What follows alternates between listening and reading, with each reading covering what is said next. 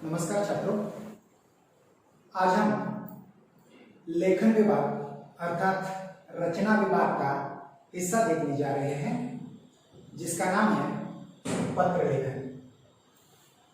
पत्र किसे कहा जाता है? किसी इच्छित स्थान पर व्यक्ति को अपने मन की भावनाओं को पहुंचाने का साधन पत्र है। पत्र लेखन में दो प्रकार हैं, एक है औपचारिक पत्र, दूसरा है अनौपचारिक पत्र। औपचारिक पत्र इसे ही अंग्रेजी में फॉर्मल लेटर कहा जाता है, अनौपचारिक पत्र को इनफॉर्मल लेटर कहा जाता है। आज हम इन दोनों में से औपचारिक पत्र क्या है यह देखने जा रहे हैं। हमारे अध्ययन में पत्र लेखन एक बहुत महत्वपूर्ण विषय है। इसके पहले जो पत्र थे वह दाएं बाएं ओर लिखा जाता था, लेकिन गत 3-4 सालों से जो पत्र आ गए हैं उसे आमतौर पर इंटरनेशनल लेटर भी कहा जाता है, अंतरराष्ट्रीय पत्र भी कहा जाता है। वह पत्र हम देख रहे हैं। बहुत सारे लोगों के मन में यह प्रश्न निर्माण हो गया होगा कि इसके पहले पत्र लिखने का तरीका अलग और आज का पत्र लिखने का तरीका अलग क्यों है? क्योंकि आप तो जानते ही है कि हम आज संगणक के युग में अवतरित हो चुके हैं। हमारे आसपास जो भी सभी काम होते हैं वह संगणक के ही द्वारा होते हैं और इसीलिए संगणक के माध्यम से ही हम पत्र बहुत सारे लिखते हैं और उसमें आमतौर पर जो कर्सर होता है वह हमेशा बाईं ओर हाशिए के पास, मार्जिन के पास आकर खड़ा हो जाता है। इसलिए काम में आसानी हो, जल्द से जल्द वह काम पूरा हो जाए, तुरंत वह व्यक्ति को पहुंचे, इसीलिए ये पत्र आज इस तरीके में, इस रूप में आया है। साथ ही साथ पहले डाकिया द्वारा पत्र भेजे जाते थे, लेकिन आजकल ईमेल के द्वारा तुरंत जिस व्यक्ति को चाहिए उसी व्यक्ति को वह पहुंचाया जाता है या पहुंच जाता है। इसलिए यह अनोखा रूप हमारे सामने यहाँ सरकार द्वारा इस तरह से हमारे सामने रखा है। अब पत्र लेखन में कुछ बातें महत्वपूर्ण हैं। इसमें से औपचारिक पत्र है, उस औपचारिक पत्र में कार्यालयीन पत्र, साथ ही साथ व्यावसायिक पत्र आते हैं। अनौपचारिक पत्र में घरेलू तथा उसे ही पारिवारिक पत्र भी कहा जाता है, लेकिन आज हम जिसका जिक्र कर रहे हैं वह है औपचारिक पत्र। औपचारिक पत्र में इन चीजों का ध्यान होना बहुत जरूरी है। सबसे पहले दिनांक। अब बहुत सारे बच्चों के मन में, छात्रों के मन में यह समस्या होती है कि सर हम दिनांक हिंदी में लिखें या अंग्रेजी में। एक बात तो ये पहली तय है कि आप इसमें अंग्रेजी के अंकों का प्रयोग बिल्कुल कर सकते हैं। हाँ, यदि इसमें हिंदी के अंकों का जिक्र किया गया है, प्रश्न में ही हिंदी अंक का जिक्र किया गया है, हिंदी अंक दिए गए हैं, तो आप उदाहरणार्थ पिन कोड वगैरह होता है, यदि वो हिंदी में दिया है तो आप इस वक्त दिनांक जो है वह हिंदी के जो अंक है इसका इस्तेमाल कर सकते हैं, लेकिन आप अंग्रेजी के जो अंक है वो भी हिंदी में मान्य है, इसलिए अंग्रेजी ही अंकों का यहाँ इस्तेमाल करना बहुत जरूरी होगा। सबसे पहले अब कुछ लोगों का कहना है कि सर हम दिनांक उसमें लिखे या नहीं लिखे। आप सीधा दिनांक लिख सकते हैं, नहीं तो समझ लो जो तारीख है 21 जून, तो सीधा अंग्रेजी में किस लिखे, जून लिखिए। हाँ, वहां जून लिखना है, न कि वहां कोई अंक। यहाँ 21/6 इस तरह से नहीं लिखना है, बल्कि 21 जून यहाँ लिखा गया है, उसी तरह से लिखना जरूरी है। महत्वपूर्ण बात यहाँ इस तरह से है, जून के बाद अल्प विराम देना भूलना नहीं है। साथ ही साथ दूसरा जो मुद्दा आता है, पत्र पाने वाले का नाम, पता। अब यहाँ मैंने कोष्टक में ईमेल भी लिखा है, साथ ही साथ यह औपचारिक पत्र होने के कारण सबसे पहले मैं यह आपको बता दूं कि जो कार्यालयिक पत्र होता है उसमें सेवा में लिखा जाता है सबसे पहले, और उसके बाद हमारा पत्र शुरू हो जाता है। साथ ही साथ व्यावसायिक पत्र होगा तो उसमें प्रति लिखकर पत्र शुरू हो जाता है। अब पत्र पाने वाले का नाम और पता, यहाँ पद होता है, जो पद है माननीय व्यवस्थापक होगा तो व्यवस्थापक, माननीय मुख्याध्यापक जी है तो मुख्याध्यापक जी, कोई नगराध्यक्ष है, कोई स्वास्थ्य विभाग है, स्वास्थ्य अधिकारी है, इस तरह के बहुत सारे। तो यहाँ नाम का मतलब बहुत पद होता है, इट मीन्स डेजिग्नेशन। तो पत्र पाने वाले का नाम मतलब वह पद होगा, उसके बाद पता होता है। अब पता होने के बाद साथ ही साथ वहां आपको ईमेल लिखना भी बहुत जरूरी सबसे अंत में होता है। और इस तरह से यदि आपको ईमेल मालूम है, मतलब उन्होंने दिया है, ठीक है, नहीं दिया तो भी आप अपने मन से कोई भी एक ईमेल तैयार कर सकते हैं, जो आपको जिसे भेजना है उसका ठीक तरह से उच्चारण, स्पेलिंग ठीक तरह से आप तैयार कर सकते हैं तो लिखिए, नहीं तो आप abcdef@email.com इस तरह से लिख सकते हैं। हाँ, यहाँ जो ईमेल दिया है सबसे अंत में जो प्रेषक का नाम और पता होता है, वहाँ यही शब्द अक्षर नहीं आने चाहिए, यह थोड़ा दिमाग में हमेशा रखने की आवश्यकता है। तो इस तरह से दूसरा मुद्दा हो गया पत्र पाने वाले का नाम, पता, और यहाँ ईमेल आप लिखिए। यदि नहीं लिखते हैं तो भी कोई दिक्कत नहीं, लेकिन अच्छा पत्र होने के लिए ईमेल भी यहाँ बहुत ही आवश्यक है। साथ ही साथ उसके बाद विषय दिया जाता है। स्वतंत्र पंक्ति में विषय लिखा जाता है।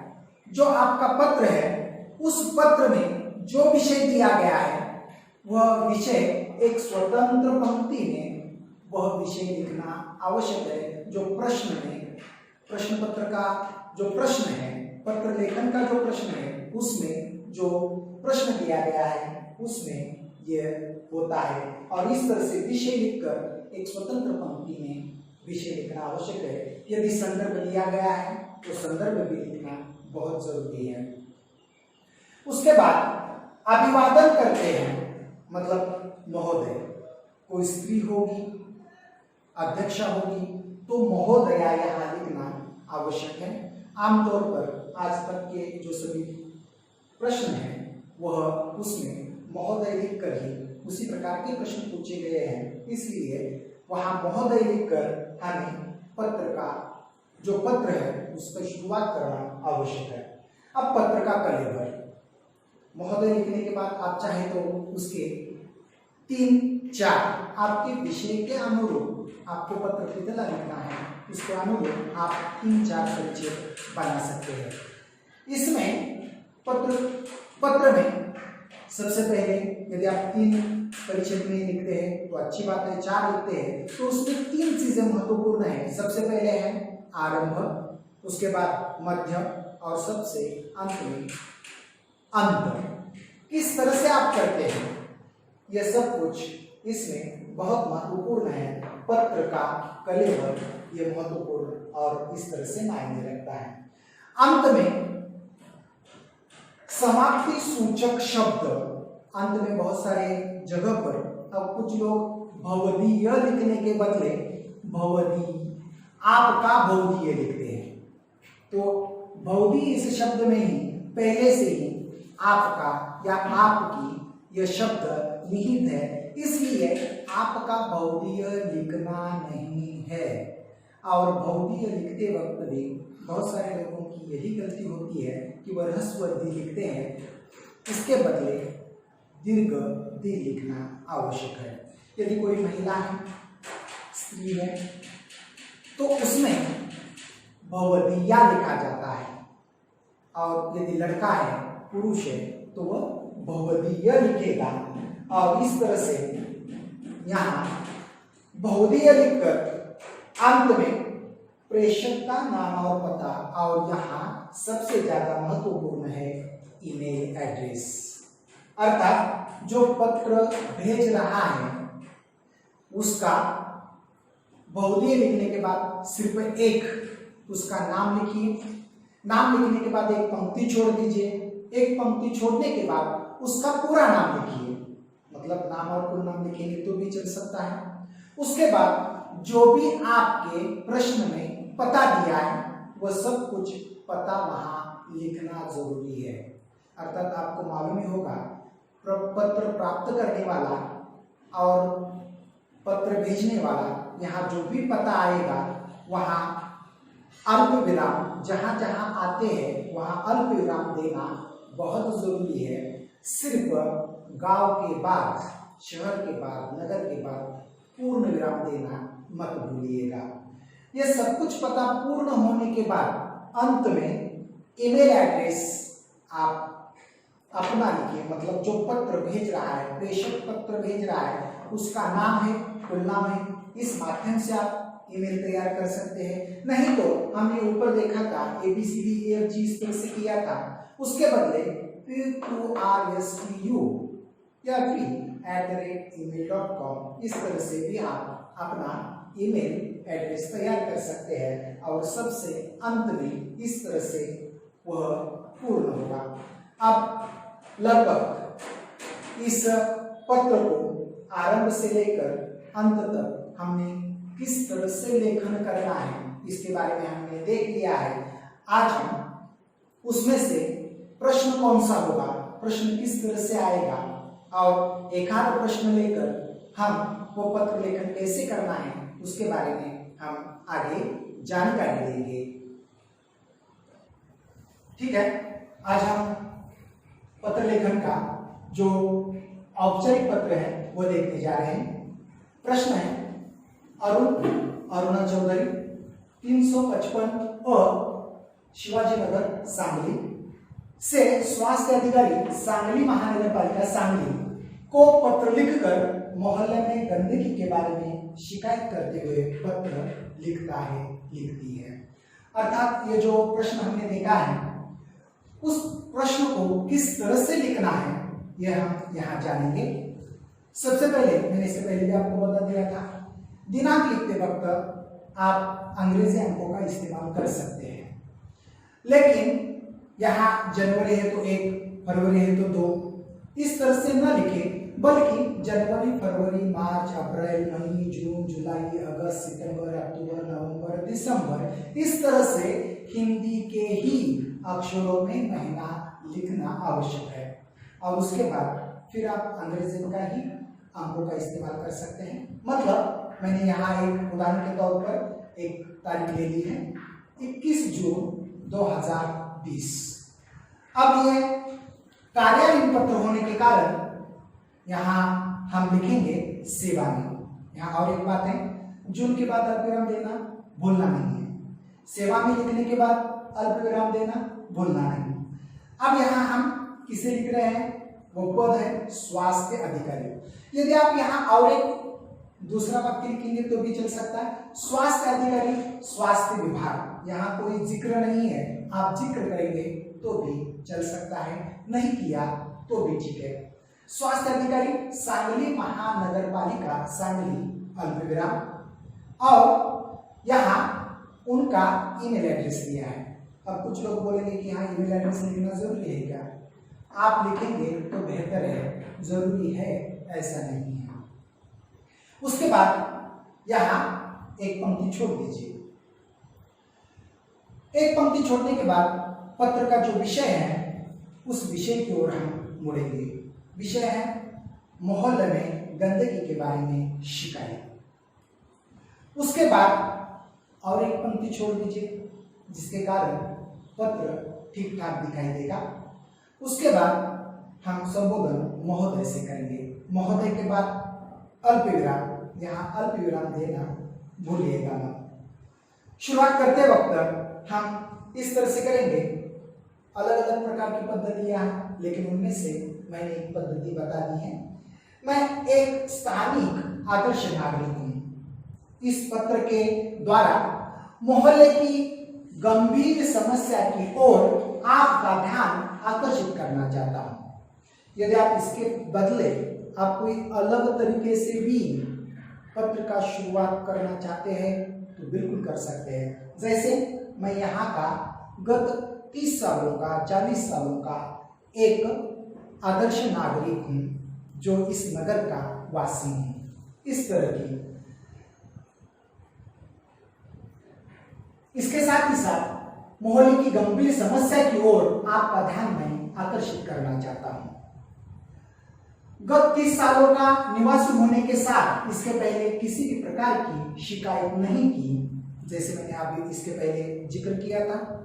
आप दोनों में से एक आपका पत्र कितना है इसके हिसाब से उसमें से एक दूसरा वाक्य कम ज्यादा कर सकते हैं। नहीं की थी क्योंकि आपने ऐसा मौका ही नहीं दिया। विभाग का काम हमेशा अच्छा ही रहा है। हमारे मोहल्ले के कोने में जो कूड़ादान रखा है वह टूटा फूटा है, जिससे कूड़ा कचरा आ रहा है, कूड़ा कचरा बाहर निकल आ रहा है। अन्य जानवर भी इसे फैलाने का काम तेजी से कर रहे हैं, लेकिन स्वास्थ्य विभाग कैसी अपनी आंखों पर पट्टी बांधे घूम रहा है। आजकल बरसात के दिन होने के कारण कूड़ा कचरा पानी के साथ बहकर रास्ते पर आ रहा है। इससे मच्छरों का प्रकोप भी बढ़ता जा रहा है।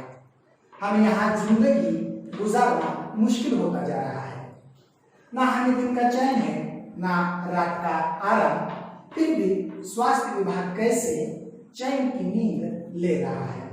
अतः आपसे नम्र विनती है कि आप अपने कर्मचारियों को आदेश देकर सही समय पर कूड़ा कचरा उठाकर औषधियों का भी छिड़काव करने का आदेश जल्द दे दें। आशा है कि आप इस ओर ध्यान देकर हमें स्वास्थ्यपूर्ण जीवन प्रदान करेंगे। यदि ऐसा हो तो हम आपके अत्यंत आभारी रहेंगे। इतना सारा पूर्ण होने के बाद एक पंक्ति छोड़ना है, उसके बाद भौतिक लिखना है। यदि कोई लड़की है, स्त्री है, महिला है तो वो यहाँ भौतिया लिखेगी। यदि वह पहले से ही अरुणा चौधरी इस नाम से उसने लिखा है तो भौतिया एक बार सिर्फ नाम आएगा, अर्थात ये उसकी स्वाक्षरी है। अर्थात स्वाक्षरी मतलब नाम, ये भी स्वाक्षरी हो सकती है। एक पंक्ति छोड़ दीजिए, फिर पूरा नाम, अर्थात पूरा नाम में पहला नाम और अंतिम नाम लेंगे तो भी चल सकता है। जो हमारे प्रश्न पत्र में या प्रश्न में जो पता दिया है वह पता 355 और शिवाजी नगर, यहाँ अलमीरा होना बहुत जरूरी है। गांव का या शहर का नाम सांगली, उसके बाद पूर्ण विराम। यहाँ मैंने अरुण चौधरी@gmail.com इस तरह से लिखा है। यदि आपको यह कोई ज्यादा समस्यापूर्ण लगता हो तो मैंने जैसे पहले बता दिया है PQRST@gmail.com इस तरह से आप लिखेंगे तो भी चल सकता है। आशा है कि आप इस पत्र को ठीक तरह से देखते होंगे, देख चुके होंगे। इस तरह से आप लिखेंगे तो मुझे यकीन है कि आपको इसमें अच्छे से अच्छे अंक मिलने की पूरी संभावना है। धन्यवाद।